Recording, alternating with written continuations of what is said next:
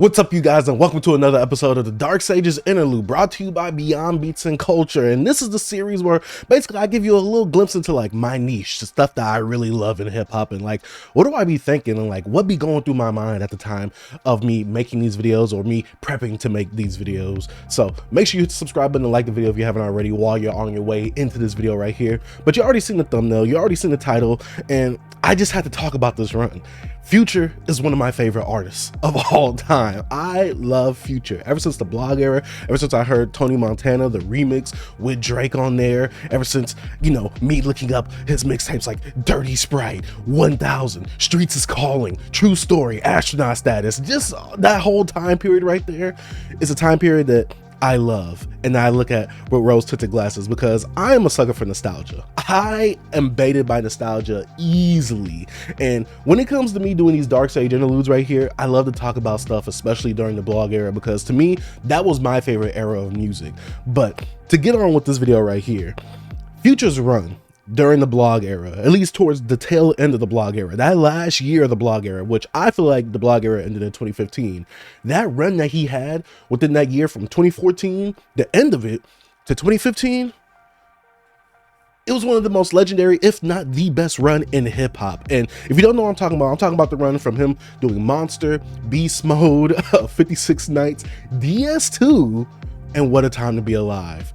5 projects, to me, dang near all classics. You get what I'm saying? And we gotta really like take it back a little bit. Let's talk about what Future was doing in 2014, because if you guys have not been keeping up with the channel itself, we already reviewed Honest, so make sure you go ahead and check out that review for Honest itself. We reviewed Honest, and Honest and Monster both came out in 2014, but they are 2 completely separate projects. Now, 2014 was during this era of like, with Future, he was the hook guy. He was the new T-Pain. You went to him if you wanted that banging radio song, if you wanted that guy on the hook, you know, I woke up in a new Bugatti. Yeah, the Future. You know, he's very famous for a song like that. And he just had a lot of hits back then on the radio itself. But Future was one of those guys that when it came to his albums, like Pluto 3D, which is a remix, a compilation version of his original first debut album, Pluto. And then when it came to Honest, they weren't really met with, you know, really good like reception. You get what I'm saying? Even the people online was like, yo, Future, this ain't it. Like, you know, your mixtape, when you in your mixtape bag, oh, that's a much better bag than what you're doing on this stuff right here. And Honest, if I'm gonna be honest, was definitely a disappointment, and it just didn't hit with the audience, nor did it hit with the fans itself or with the critics. Now, I don't really care what the critics say, because the critics, half the time, they don't be knowing stuff. When it comes to the fans, you gotta feed the fan base, because those are the people that's gonna let you know, yo, this is hot or this is not. You get what I'm saying? And so going into Honest was not well received. And when we talk about Honest, there's some hits on there. Karate Chop remix, especially the one with Lil Wayne on it. Honest, banger, Ish. It's a cool song, especially when it came out before Honest. Move That Dope, which is produced by Pharrell, with Pharrell on there, Pusha T, I believe, and I forgot. I think the guy's Casino on there, at least the original. And then I won me a trophy. Yeah, we not getting that Future no more, and thank God, unless we kind of get it like in Hendrix. But when we actually go through this track list right here, like, oh, looks like the critics actually really like this. But this is during the era where he was going out with Sierra. I don't really care about the personal life, but the personal life did affect the music in this aspect, so I gotta care about it, because without him and that breakup with Sierra, we wouldn't have got Monster, which is one of the best trap projects of all time. But looking at this track list right here, when it comes to Honest right here, I like some of the songs on here. I think I like about half of these songs on here. There's some bangers on here, we're not gonna lie, but this is not the Future that I know and love. Even though this is the Future that I came up with, this is not the Future I know and love. And like I said, this project came out in 2014. It came out April 22nd. Then the breakup with Sierra happens. October 28th. Now I gotta set the picture. When Honest came out, I was in high school. I was in my senior year. I was already 18.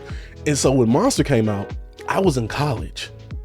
You see where I'm going at with this? Oh my gosh.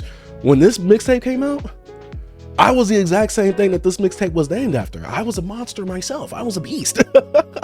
And so when this came out, I'm not gonna lie, I kind of had low stocks in Future, because I'm like, okay, I like his mixtapes. I don't like his albums. He's coming back out with a mixtape. What is this cover right here? And it's executive produced by Metro Boomin, which is one of the best things that Future could have done, especially when it comes to us looking at his career now in 2024, when he came out with them 2 projects with Metro Boomin, stellar, fantastic. But let's go to Monster right here, because Monster, my memories were Monster, man. I'm not gonna lie, that intro, because the versions of the mixtapes that we have on streaming is not the exact same versions of the actual mixtape itself. So, you know, I gotta allegedly go and find that download link when I gotta get the DJ drops and stuff like that, because that intro, when it's just like people talking negatively about Future, saying like, oh, like he's ruining hip hop, Future ain't gonna last like that, and he go to a song like Radical, then Monster. Then we got that boy Abu coming back. If you're not a Future OG, you don't know who Abu is. You get what I'm saying? And then we got F Up Some Commas. This is the one song where when it first came out, I liked it. It got overplayed, and I didn't really like it, especially when they put it on DS2. But then we got a song like Throwaway. Oh, that second half. Oh, I'm like, Future, what bag are we getting in on this right here? Then we got After That, which Lil Wayne is the only feature on this project right here. That speaks volumes. Future came, the show improved. Then we got My Savages, Tupac, Gangland. Oh my gosh, Gangland, Fetty, Hardly, Wesley Presley. The way that production is, the way that Metro really laced him with that beat, oh my gosh. Showed Up, Mad Love, and then we got one of the best trap songs of all time, Cody and Crazy. This is the top 5 Future song right here. You can't catch me and say that this is not, because Cody and Crazy, it's just one of those songs that when it comes to that production, it encapsulates you in this codeine purple-like world. You get what I'm saying? And when it comes to like the ballad that Future is really going on here, the flow that he uses, how melodic he is on here, phenomenal, amazing. I'm like, yo, I heard this and I was in college. So I'm going to parties, even though I wasn't a big partier back then. I'm going to parties, you know what I'm saying? I'm a bachelor at this time. I'm hanging out with the homies. I'm jamming this. I'm banging this in the Hyundai Sonata. But then, you know, I was like, okay, Future's back. Future might be back. But I couldn't jinx myself, because I'm like, okay, because when it comes to them albums, he acts a certain way. But I will admit, when it came to this, I'm like, okay, this is a completely different Future right here. And Metro Boomin was on the rise at this time. He's not the Metro that we know now, but he was definitely on the rise. But then we go to January 2015. I'm still in my freshman year of college. This comes out the top of the year, and with Zaytoven, I'm like, oh, Future's giving us a shorter project. This is more like an EP at this point. And with Zaytoven, Atlanta producer legend, I'm like, yo, what are we gonna get with this? Cause I know I'm gonna get some pianos. Zaytoven go crazy with the pianos. And so when we go to this right here, I was like, oh, Future got another one. With songs were like, ooh, with Young Scooter, because Young Scooter, if you don't know about that blog era trap, because a lot of you guys, y'all like the mainstream trap, y'all gotta know about that Young Scooter. Y'all gotta know about Alley Boy. Y'all gotta know about 2 Chainz. Right before he became 2 Chainz, when he was Titty Boy. This was during that era right here, even though this was at the tail end. But Young Scooter comes from that elk right there. And then we got Layup. Then we got Ain't You with Juvenile. Oh my gosh. Juvenile came with a fire verse as well. No Basic, Pico, Just Like Brothers, Where I Came From, Real Sisters, Forever Ever.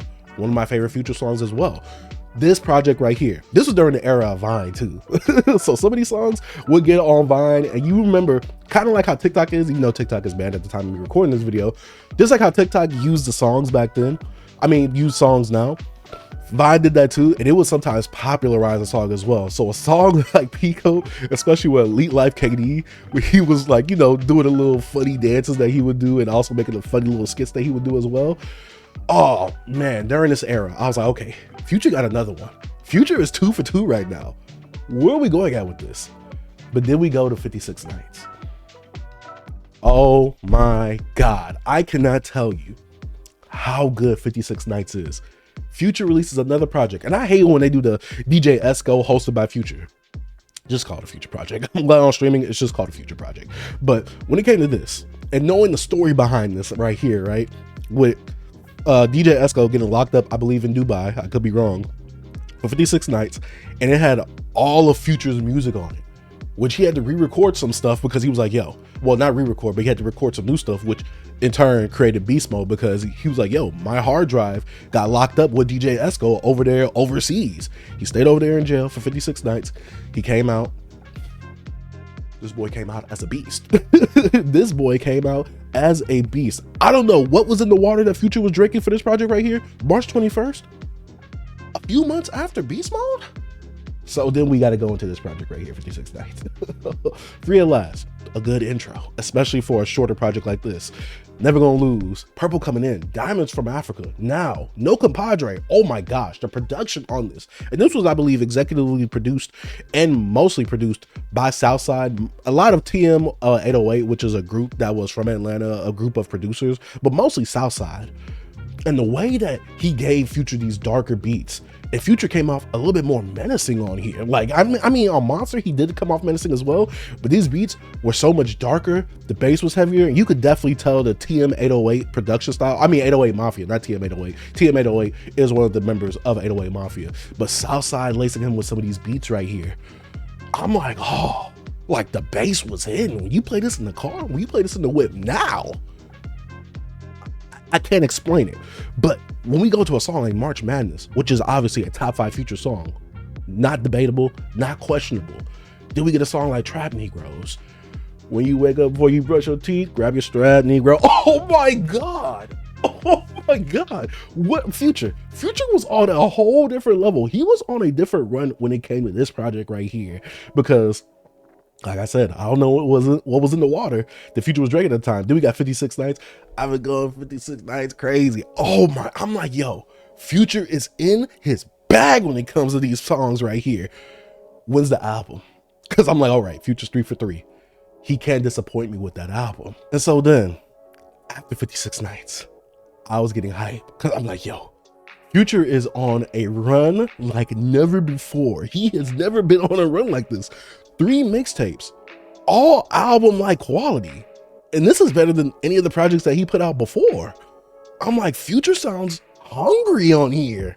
And so in July 17th, 2015, I'm done with my freshman year in college. I'm at my mom's house. And, you know, I'm going to work. You know what I'm saying? I'm working at a warehouse. I was waiting for this to drop. I was hyped for this to drop. I'm like, yo, if we're going to get what we got on them 3 mixtapes in this right here, call it quits. Like, this is it. Like, this is the best run in hip hop of all time. And so when this project came out, I remember that morning I woke up early so I could go to the store. It was either Best Buy or Target at the time, so I could go and buy the CD. I got the CD. I had the vinyl down there. Man, when this album came out, I saw the cover. I'm like, okay, Future, what are we doing? But then when we get to the actual album, and we're gonna do a review of this album on the channel, we have to, because this year will make what, the 10-year anniversary of DS2, which I claim it to be the best trap album of all time. And so when we come with this, you only got one Future, and that's Drake. Drake is my boy, one of my favorite artists of all time as well.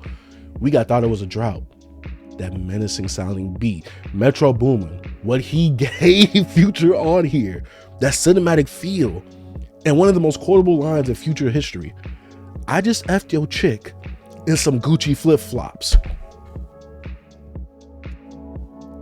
The memes that came from that. This is one of the most quotable Future lines in his discography. Then we got a song like I Serve the Bass. Metro Boomin, when you look at the credit list right here, Metro Boomin was on one when it came to this. This dang near should have been a Metro Boomin project too as well. This was executed greatly, perfectly. The best trap album of all time. I keep telling you guys this. Where you at with Drake coming in with a strong feature as well. I was just jamming this a few days ago. I've been actually jamming it ever since I thought about this video, but that's besides the point. Songs like Groupies, the production, like I said, that Metro Boomin laced Future with on this project.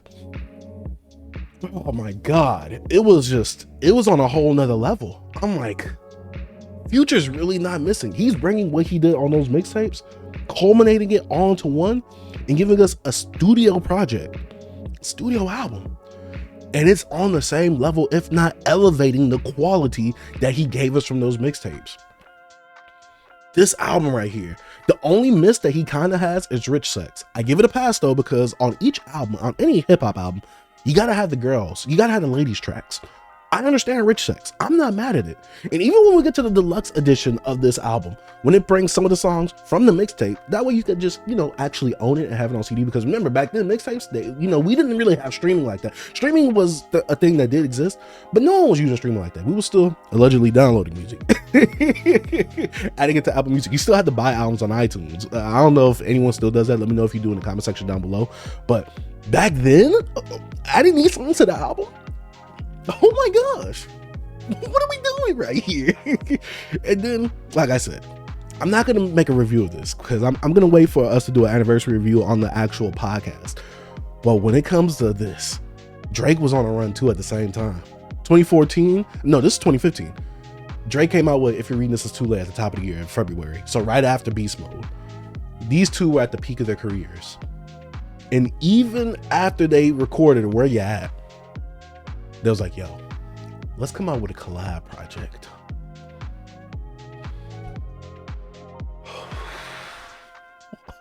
These boys was on a run. I'm telling you, when this got announced, when we saw the clips of it, I was fanboyed out of my mind. People was like, yo, Chase, why you so hyped, dog? This is Future and Drake right now. This is unprecedented. These are two people that come from two completely different worlds. I don't think you guys understand what's happening right now. Drake, someone that I loved, someone that's really emotional in his music, especially back then with all the memes that was coming out, and Future coming from this very toxic, misogynistic world of a druggy-filled world. These two coming together, I don't know how it works. For me, it works. I know a lot of people's like, this is underwhelming, this is disappointing, Her Loss is better. F all that. What a time to be alive. You had to be alive. You had to be there to actually understand the impact of this project. I can't imagine not being like around during this project and coming back to it like 10 years later. Well, 10 years later and going to it for the first time. I can't imagine it. You had to be there. That hype right there. Oh my gosh. And let's look at the project right here. 11 songs, 40 minutes. A lot of people were saying like, yo, Drake shouldn't have been on this. In fact, at the time, someone made a Drake list version of What a Time to Be Alive because everybody was like, yo, Future is like killing all this right now on his own, which is crazy to say, but Future was the standout on this project right here. Future kind of went into Drake's world and Drake kind of went into Future's world. And I know a lot of people, especially with the Not Like Us thing, and Drake had to go to Atlanta to really get popping. Yes, I get the narrative, but going to this right here, these two elevated each other's careers at this point, because two of the biggest hip hop artists at the time coming together to make an album / mixtape or whatever together. And it's a production. I mean, look at the production credits. Metro Boomin, Southside, Boy Wonder, 40 is on here. There was a lot writing on here. Like I said, Drake kind of went more in the Future's world in this. But even still, they gave us a quality project right here. Now, I know, like I said, a lot of people have some problems with this project, especially with, Drake being on here and Future being the standout. But there's still some standouts on here. I mean, I love Jumpman back then. Digital Dash is such a great intro. And these songs do feel more like Future songs, essentially, especially with a song like Digital Dash, where Future is basically taking up most of the song and Drake comes in for the last verse, which he slid on that verse. We not gonna cap like Drake wasn't rapping on here. Diamonds Dancing, Scholarship, Plastic Bags. Come on, man. Come on. And then we got their solo songs, Jersey and 30 for 30. Come on, man. I remember being a sophomore when this came out in college, September 20th, 2015. This era was crazy for Future. Future went on one of the greatest hip hop runs of all time. I can't explain it. It's one of those things that you had to be there, you had to be living, you had to be on Twitter for the memes, especially when he was coming out the UPS truck, talking about, I forgot what the song, like the lyric was from March Madness, but talking about moving packages or whatever. Those memes, man, this was such an era. This was truly what a time to be alive. I just can't explain it. If you weren't there, you wasn't there. Like you cannot feel the impact. Like you cannot recreate that impact in hip hop, especially for an artist like this. The closest we've gotten to something like this, and I know this isn't the same, but I'm thinking of like an artist that came out with a lot of projects and was like, it was really hitting with the audience. Maybe Nas's King Disease and Magic with Hit Boy, but besides that, I don't even want to compare it to that really, because obviously lyrical rap, trap rap, not really the same thing. But when it comes to this right here, this era was unmatchable. It was unbeatable. I'm so happy that Future was able to like pick himself up by the bootstraps and kind of like reinvent himself to a certain degree, because that whole Honest album, the whole breakup with Sierra, I'm like, yo, the Future that I know and love, I don't know if he's there anymore. He's a hook man now at this point. He dang near replaced T-Pain. But the way that he reinvented himself on Monster and that run that he's been on since then, and the fact that this is the 10-year anniversary, even though Monster came out, like I said, at the end of 2014, and I didn't get to really talk about Monster on the actual show itself, but the fact of that run started at the end of 2014, and towards the end of 2015, he ended the run. Even though he came out with some good projects after that, this is the run that we talk about, because this man came out with dang near 4 projects, I think 3 or 4 projects in 2015. This was the year of Future right here. Future was on top. Even though Drake did come out with If You Mean This Is Too Late, this was the year of Future. Like, no one could be topping Future. Future was unstoppable. I believe DS2 went #1. I have nothing more to say about this. You guys let me know in the comment section down below if you guys were like active, or like you guys were actually like in the moment, like consuming this music as well. Like, I know a lot of people don't really like trap music like that, or a lot of people thought trap music back then was overrated or it was oversaturated in the genre itself. But Future, like I said, was on a run like no other back then. So let me know if you was one of those active people during the time where you was a fan of Future and Future was releasing all this stuff. Let me know if you were someone that was looking from the outside in, not really getting the hype, or let me know if like you're someone who wasn't like active during that time. You might be younger, because I know some people might be younger watching this. Let me know if you're someone younger who you wasn't alive or you wasn't really active during this time where Future had this crazy run, and you're now like older, like you're now getting into hip hop and you're not like actually going back into this. Let me know if you're one of those people down below, because I gotta see like what the reception is for the people that was actually active during the time, the people that don't get the hype. I just want to have a conversation, because while we are having this conversation right here, right now, and I'm just giving a glaze test for Future's run in 2015 to 2014, I still want to get your guys' like comments, and like I want to see where your guys' perspectives and heads were at during this time right here. But yeah, that's been another episode of Dark Sage Interlude. Make sure you hit the subscribe button and like the video if you haven't already. I'll see you guys on the next episode. Dark Sage out. Peace.